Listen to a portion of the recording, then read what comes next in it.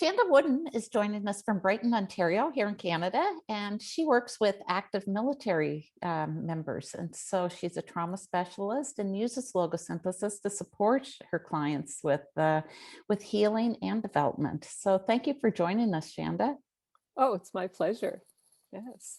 Yeah, I understand you've trained in a number of healing and development modalities, and that logosynthesis is your preferred method. So can you maybe describe a little bit why you prefer it and what type of feedback you get from the people you work with? So why do I choose logosynthesis over all these other modalities I've trained in? Yeah, Um, well, to be honest, I love it for my own self-care, and it was profound. I first found logosynthesis in my own healing journey with a counselor, and my legs were just trembling in session, and I was tearful. And all of a sudden, after these sentences, my legs just poof, they just stopped. And so I looked to my counselor and I said, what is this? I don't know about this. I have to find more about this. And I wasn't even concerned about the issue I was there about anymore. I was more concerned about, how do I get trained in this modality? This is amazing. So sign me up. Sign me up. So off I was that year. I just trained in everything there was imaginable in logosynthesis, and on and on and on. And, my interest has not waned yet. I mean, it's really, it's mind-blowing what you can change in your life to be more freer and available to whatever it is you want to do, whatever your goal is, your mission in life. But what's interesting in my journey is that when I moved to Ontario, so I'm from the East Coast as well. Yes, From Nova Scotia. Yes. Yes. So when I moved to Ontario, I moved out of private practice and into working for an organization with the military and mental health. And I have training, as you mentioned, in other healing modalities. I have a lot of training in EMDR, which is eye movement desensitization and reprocessing. And it's a way that you can also do trauma work. And a lot of my work is with PTSD, post-traumatic stress disorder, and other trauma reactions that people have, anxiety disorders, depression. So I was working with military with this modality, logosynthesis, and during the process of being contracted with the military, my CV went up to our headquarters in Ottawa to become an indeterminate civil servant. So when they explored my resume, they saw a lot of training in logosynthesis, and it piqued their interest and curiosity. So my captain at the time, our lead social worker, pulled me into her office, and she was asking me all kinds of questions about it, and said, well, does it have efficacy research? And I'm like, well, no, it's just a baby in the psychotherapy world. We don't have that yet. And she said, well, then you're not permitted to use it here. And I was kind of a little bit flabbergasted, but I said, okay, well, I'll just use EMDR. So off I went back with my military members, and they would come into my office that week. And I said, we're going to try something a little different this week. And after a few sessions of using EMDR, the military members were coming into session and saying, okay, so this week, I just want to do those sentences.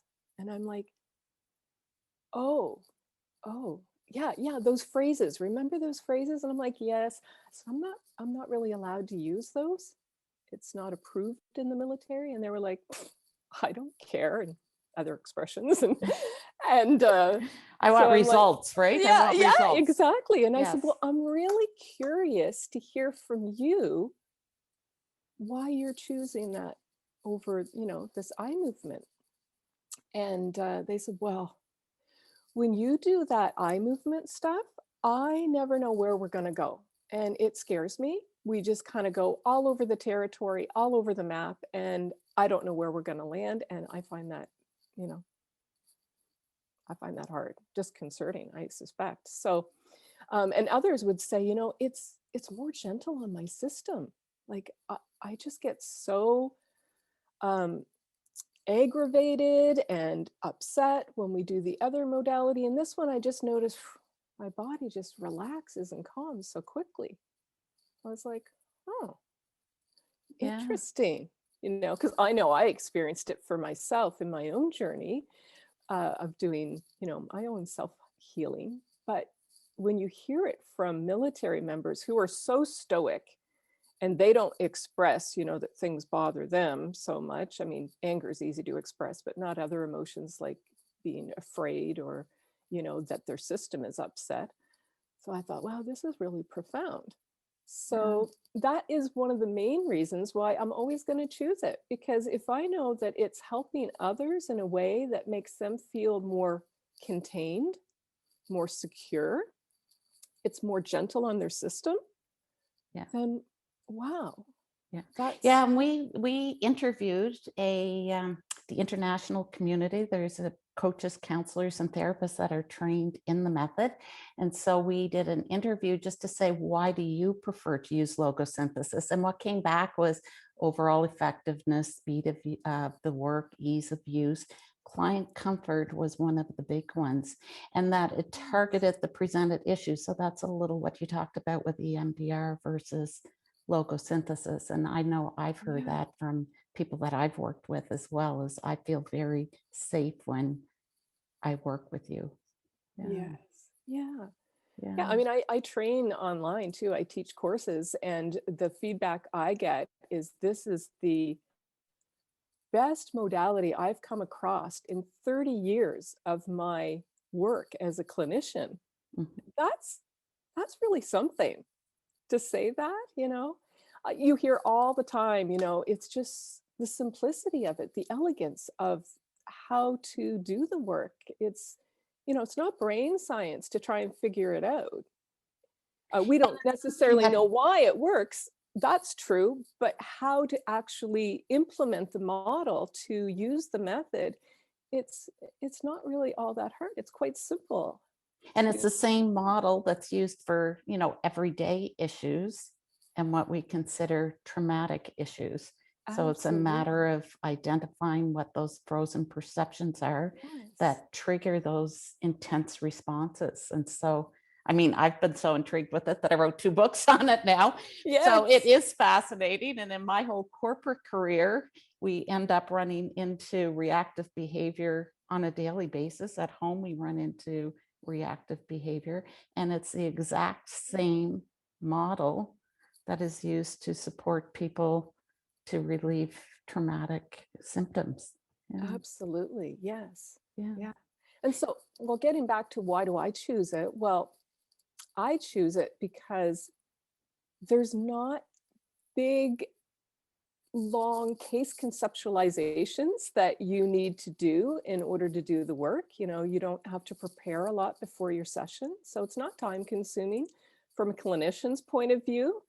I don't have to always be analyzing and interpreting what's going on with my client. I just look for, where is the energy frozen and bound? Where are they struggling? And what happened that's creating all these emotional and physical and cognitive reactions that are going on for them. And I noticed that when we did the case study that you provided for the book, it was about an active military member who had been deployed overseas, and he was having difficulty focusing attention, and he felt he was self-sabotaging his career.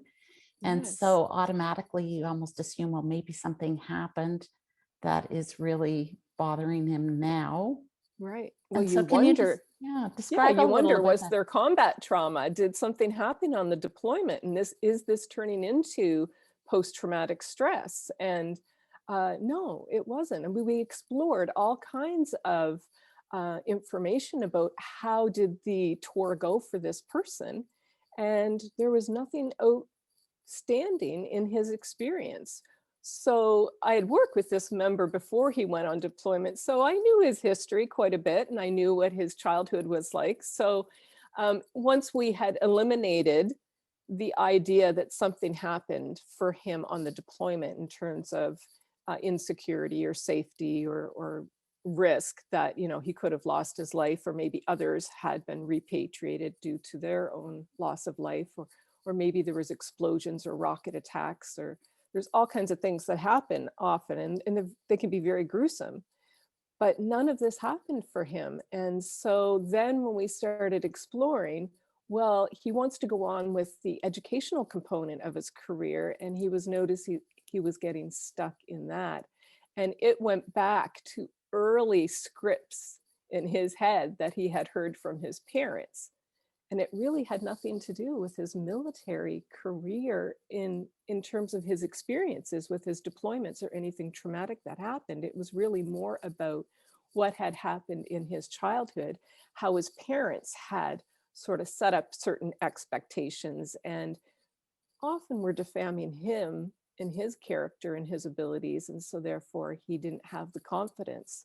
So once you explore that and you eliminate what he heard his parents say, which was an auditory representation for him that was frozen up, bound up, then he was more free to just say, hey, I can do this. I can go on and I can get my degree and do what I want to. And so he was certainly able to explore more from a free place than from a bound up place stuck in these expectations or these representations of his parents that were holding him back completely from being able to focus and concentrate. And that's quite common if you think of parenting. That's part of the role of a parent, is to instill some of those values, to work hard and to be strong and to carry on. And especially, you know, I know in my childhood, that was very normal. And there are things that don't necessarily serve me so well right now that served me well at the time.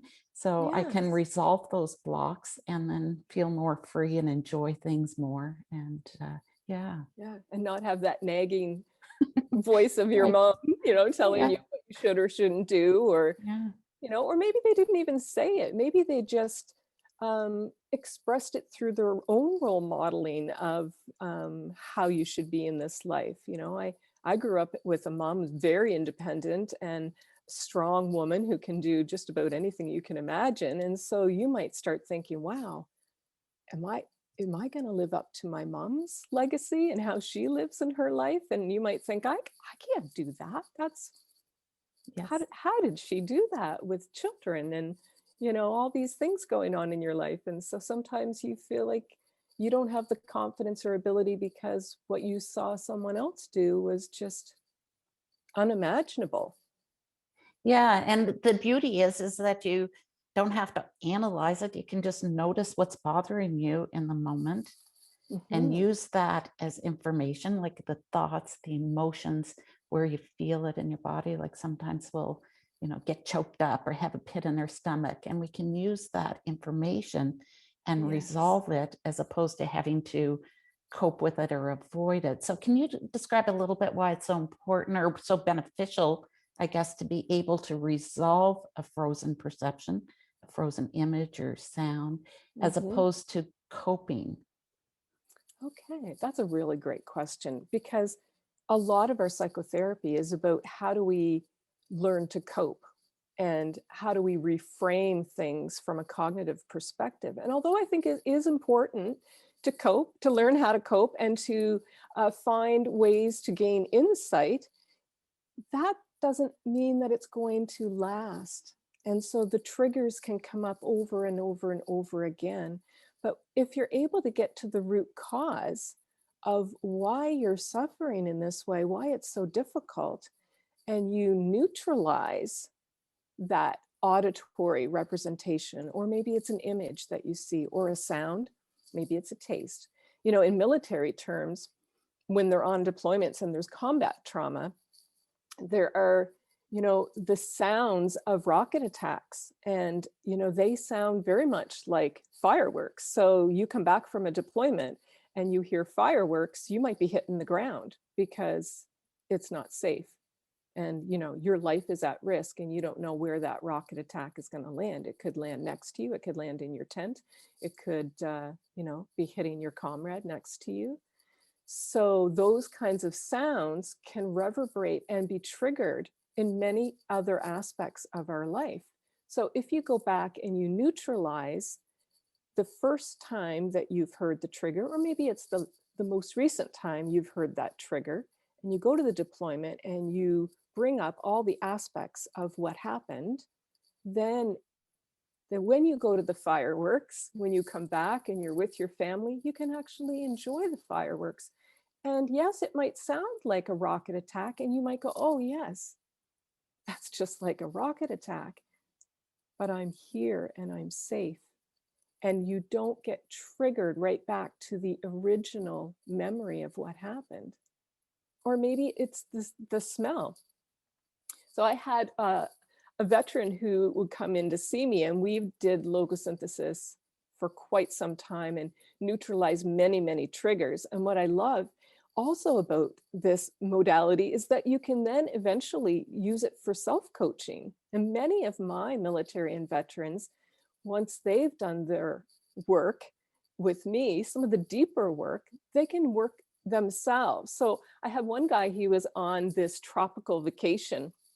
And you know how you have these casitas or villas that are on these boardwalks on the lagoon?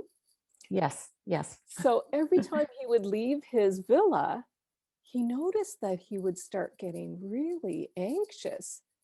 And he couldn't quite put his finger on it. But around the second day, he realized it was the smell of the lagoon was just transporting him right back to when he was on his deployment. And it smelled just like that. Isn't that interesting, eh? It's fascinating. Yeah. And the best part is that he just went, oh, Shanda would tell me to do my sentences. So out he pulls, because I have these little cards that I made up that are wallet size and they're laminated with the sentences on it. And he pulls it out, he takes it everywhere, and just did the sentences on the smell of the lagoon that smelled just like Afghanistan. And if you can enjoy your vacation then, because the smell no longer takes you back to Afghanistan, you can be present at the resort. How powerful is that, right? Yeah. And sometimes, so we talk about smells and tastes, and we talk about sights and sounds, and there are other ways too. So it can come in contact with your physical body. And so I had a military guy who came in one day and he said, Shanda, he said, I had the most horrible experience. I was on my property. He has this property he's getting ready to build. And he said, I slipped on the ice. And when my body hit the ice, he said, I then started crawling around in the woods, just like I was on my deployment. And he said it was terrifying. He said it went on for, like, he thinks probably an hour. He was like crawling around as if he was, in combat trauma with insurgents.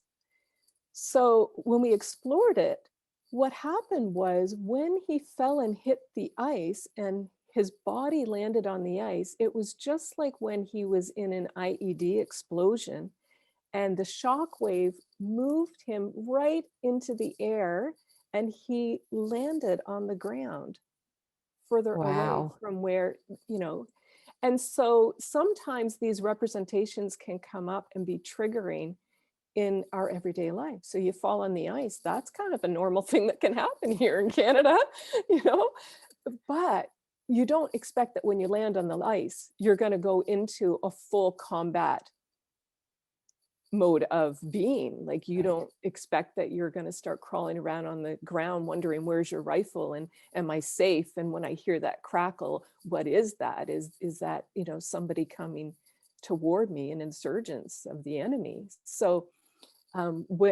when you take care of what happened on the deployment, then these things don't happen. But the interesting thing is, with trauma and complex trauma, PTSD, there's many, many, many slices of that proverbial salami or layers of the onion to do. So it's very different. I know one of the questions we had talked about earlier is, what's the difference between single incident trauma and complex trauma? And single incident, you're working on maybe various aspects of one event that happened. But for military members who've been in combat, there's multiple events that have happened. So you can be working with someone for a very long time.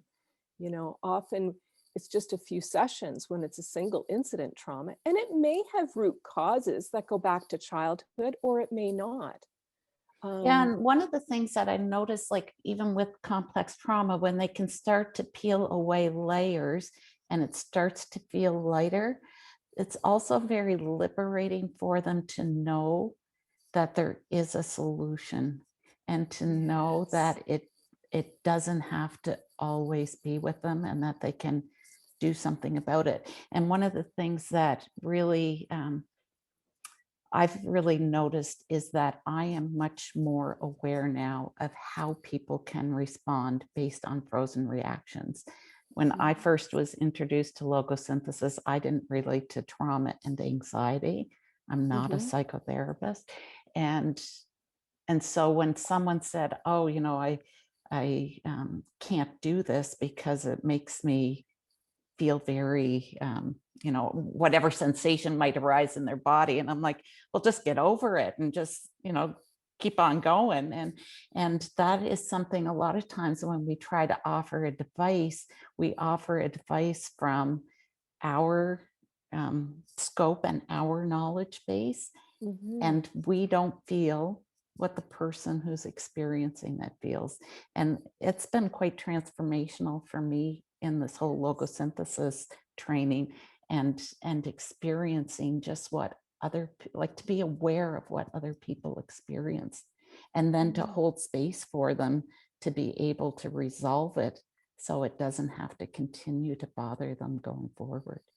Yeah. And that's the beautiful part about logosynthesis, is how you do provide that safe container within which people can go to very vulnerable places of what they've experienced, because it's not easy to talk about these things. Which brings me to another point of why I love logosynthesis, because I should be counting these points, right? yeah. Yeah, it's like a game. How many do I get? Yes. I never thought of that one before. Yeah. So military members, when they go on these missions, they're very secretive. The missions are secretive. Yes. So it's top secret information, and they are held by an oath to not divulge or disclose this information. So often when military members come in, they're really guarded about what they feel they're allowed to share. So one of the beautiful aspects of using logosynthesis is that you don't need to actually get all the details. And so the other thing is, military are very protective of their therapists. They don't want them to be vicariously traumatized by all the gruesome and gory details either. So there's the top secret component part. I can't share this, even though I tell them this is your confidential space.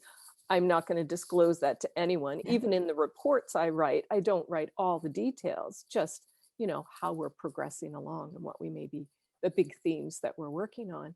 But for them, they're still kind of like, it's ingrained in them to keep that oath. So they don't want to share, maybe where they've been or certain details of what's gone on. So the lovely thing is, you don't need to know all the details in order to do the work.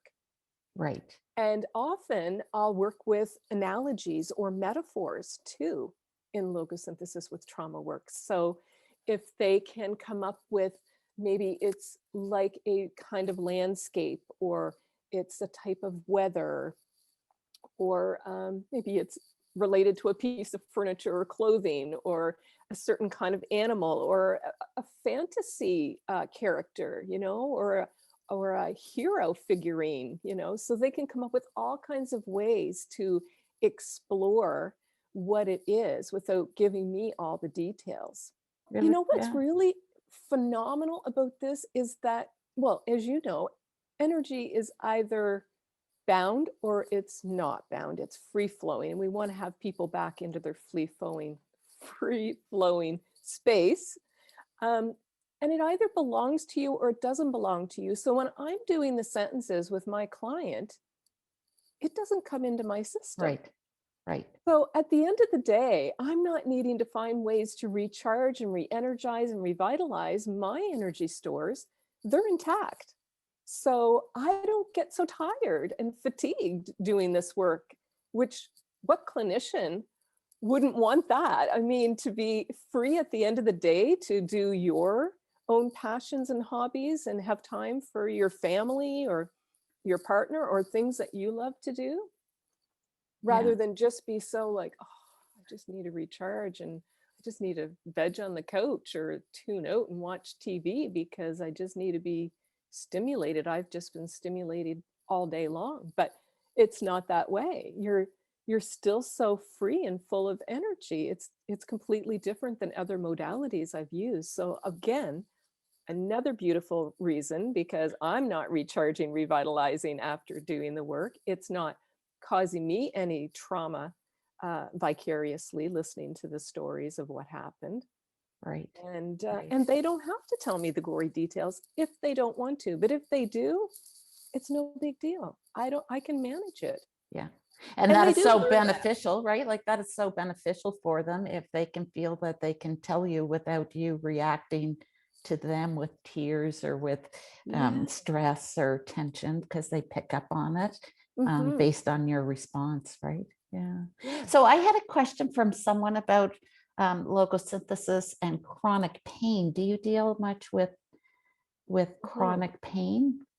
Well, they come hand in hand, because when we're activated with all of these frozen perceptions, we hold it in our body. And so we do know that our physical body is exacerbated by our emotions, and our emotions exacerbate our physical bodies. So we do know that chronic pain can intensify when we're dysregulated or we're not feeling well emotionally. So the interesting thing is, when you're doing logosynthesis, you're also reducing the pain level, the chronic pain level. So people miraculously start noticing that chronic backache that's always there when you neutralize what's causing the emotional effect, or even the cognitive problems. What are the beliefs that are limiting and holding me back in my life? Once those are dissolved and neutralized, as we use that term in logosynthesis, then the pains kind of subsides and it takes care of itself. So And yeah, sometimes we talk about the fact that, it works in layers. So you talked about the layers of the onion or the slices of the salami, and yes. that it's sort of our protection when we're ready to let it go at a subconscious level. We can access it and we can relieve it. So I think sometimes with chronic pain as well, it might not be like, oh, I've got a sore finger and I go in and I do a cycle of logosynthesis and it's miraculously cured. For some Right. chronic pain, it can be a matter of developing a really trusting relationship to be vulnerable to kind of Hmm. approach what it is that's holding it back. But it does come through just kind of that working alliance and being able to feel safe to keep exploring and to Yes. trust that you can get there. So many of the veterans that I see, they're in a rehabilitation program with Veteran Affairs. And so they have access to a whole array of services. So they will see chiropractors and physiotherapists and osteopaths and massage therapists. And so some of them have very real injuries. And I don't want to dismiss the fact that those injuries suddenly dissolve because we're doing logosynthesis. No, I'm not saying that that's what happens, but what I'm saying, when we have emotional pain that exacerbates the chronic pain, it can be alleviated to a certain degree. I know for myself, when I was in my marriage, I wasn't completely happy. And my back issues were very extreme at the time. And well, once I met logosynthesis and I started doing work, my back has gotten better over the years. The more I take care of the emotional components, the better my back is. Also, if I eat healthier, it helps too, I find. But yeah, those emotional components can exacerbate our pain. So I don't want to say that, hey, if you have a real injury, that logosynthesis is going to heal that injury and miraculously you're no longer going to have that injury. But very surprising results can happen. I have this really short story about when I was working on the military base in mental health. One of my clients that came in had been getting these injections in his back for an injury that he had. And he came in one day and he said, you know, we do all this work. He said, but I have this really interesting thing that happens. I always feel like these big needles they were using in my back are there and it's painful. And I'm like, oh, so these needles that were injected in your back feel like they're always there. It's like this phantom pain, right? The needles are in his back and Wow. it's sharp, acute pain. So we just did 3 sentences on the representation of the needles in his back and it disappeared. And it doesn't come back, right? And it Like didn't come back. I checked so many different times, like a few months later, because we were working on PTSD. So as I mentioned earlier, PTSD just isn't a few sessions. It can take, months, sometimes even years to work on. So I would check in every now and then. So how's your back? Did that pain where the needles went in, did that ever affect you again? And no, yeah, and doesn't bother me. it's amazing, isn't it? It is. It was a frozen energy structure that entered his body. And, it's a foreign object. We don't usually carry needles around inside our body. You remove the energy construct of the needle and it's removed. A miracle. Yeah. It is. It's so surprising. And I think of when I was teaching in Bad Gorgaz, Switzerland, one of my dear treasured participants in the course, they had gone off to do some work to learn the modalities. So they break off into groups of 3 or 4 and they practice with each other to learn how to, implement the 3 sentences that we use, these 3 structured sentences. And when he came back, I was teaching and I could see him doing this. And I thought, well, that's a little distracting, Shanda. Focus. You're teaching, And then later at the break, I went up to him and I said, I just have to ask, what's happening? And he said, well, since I was a child, I couldn't hear in this ear. And when we did this piece of trauma work in our practice group, he said, I noticed I could hear things. So he said, I was testing it out, snapping my finger to see if I could hear. And he said, I can hear out of that ear.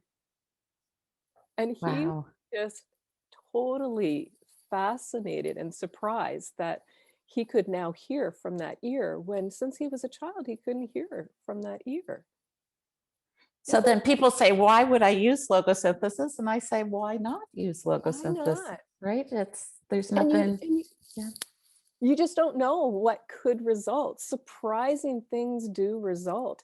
And I see that in my testimonials that people leave on my website after they've taken a course of, astonishing, surprising results, Yeah. Life-changing, right? Life-changing, transformational, these Yeah. kinds of words. Yeah. Yeah, that it's effective. It's, it's so efficient and simple and elegant and they're, yeah. So I'm wondering if you might be able to describe one you would consider your most challenging case. Is that something, is there something that stands out for you as the most challenging? It's interesting. The one that's popping into my head just right now, and there's probably many, but I worked with a military member who was sexually assaulted, brutally sexually assaulted in her chain of command when they were away on a tasking. And she passed out because she was so brutally beaten that she couldn't piece it together. I mean, I've worked with her literally for years, and we're just in the last year, we've made some amazing breakthroughs where the pieces of the puzzle are starting to fit together. And I was getting, I think, a little discouraged because I had done logosynthesis up the yin yang with her, and it didn't seem, although she would get relief in session, you know, you might get up to a 9 or a 10 level of distress on our scale from 0 to 10, where 0 doesn't bother me at all and 10 is the worst I could imagine. She could get up to a 10, and I could bring her down to a 2, a 1, sometimes even a 0, and then boom, she'd be just activated again. But what happened was there were so many components of that night that she couldn't figure out. She couldn't figure out how she got home. Did somebody come and get her? Who rescued her? You know, different pieces of the evening she just could not put together. And the interesting thing about the brain and trauma is once you take care of a piece of trauma, it's kind of like these plate heaters in the restaurant. They're all warmed up, and you take one plate away and up pops the next plate ready to Yes. serve. And so the brain can release and can organize information in a way that what was repressed before can now come to the surface. But it was very slowly happening for her. So that was a very, I think, complex, challenging case for me. And in my supervision, you know, I had a very wise person say, you know, Shanda, you know, patience is virtue, and maybe it's not that you're doing anything wrong. Because I was thinking maybe I need to refer her on to somebody else. She needs a fresh perspective or something new. And no, she just needed to have a therapist that was patient, that could And just do it at her own pace, right? Because someone asked as well about, you know, how do you speed up the process of healing? And Yes. really, it's not about speeding it up. I don't think it's being, you know, it's doing my own work so that I can be Yes. as supportive as I possibly can, and that Yes. people feel safe so that they can do their work. It's not about speeding up the process. It's about, you know, holding that space so that they can feel Yes. comfortable and vulnerable to approach it and then heal it. But yeah, that subconsciousness is quite interesting, because even when we do the logosynthesis cycle, what comes up sometimes is another representation, another image or sound. And what ends up happening then is they can peel away that layer, but it wasn't coming up before. When you peel away one Right. layer, another layer is there. And again, you know, to me, it's going back to say, just recognize that this is how the process works, so that when it does happen, you know, you can Mhm. also resolve that layer and then resolve the next layer. And each time people report feeling lighter or feeling better, that you're not in that same depth of pain. Mhm. Yeah. Yeah. Well, it's interesting because when you're doing complex trauma, sometimes you might start off with a SUDS level, maybe it's a 6, and then you do the set of sentences and they're now at a 10. And that's very different than, I think, a lot of the ordinary work in logosynthesis. But sometimes when you start telling your story, other aspects start to come to the fore. Military members are very stoic and they compartmentalize easily, and they've been trained to do this. So once you start digging in there, sometimes more and more pieces can come to the fore. And so the intensity level can go up. And that's one other thing that you need to be mindful of when you're doing trauma work, is that, you know, don't get concerned if the level goes up. You just do another set of sentences and then it will come back down. So, but you know, it could be concerning if you haven't done it before and all of a sudden you notice, oh my gosh, their SUDS level went up. What Yeah. happened? You know, did I do something wrong? You know, that maybe it's not working. It is working. It's just they have been repressing and containing information, and now it's just starting to come out. And as it gets safer, they can allow the information to come a little more to the fore. So, yeah. So one final question, which is a two-part question, is what message would you like to send along to people who suffer from trauma and a message to people that support people who are dealing with trauma? Okay, great question. So what can you do? Well, I'd like people who are suffering from trauma to know that you can heal. It's possible. You don't have to live with the pain, with the suffering, with the numbing that comes with it, or the anger, or the isolation, or the terrifying feeling that it's never going to end. It can. It can end, and it can get better, and we can resolve the triggers, and you can learn to cope with it in a way that isn't so overwhelming or just takes you to places you never imagined that you would have to deal with. And that can be so overwhelming for people that they don't access services, because once you do start talking about it, it intensifies, and that can become very scary for people. And so they like to keep it all locked up in that strong box. You know, when I think of military members, they don't want to let any of it out. You know, you open that Pandora's box and it'll never go away.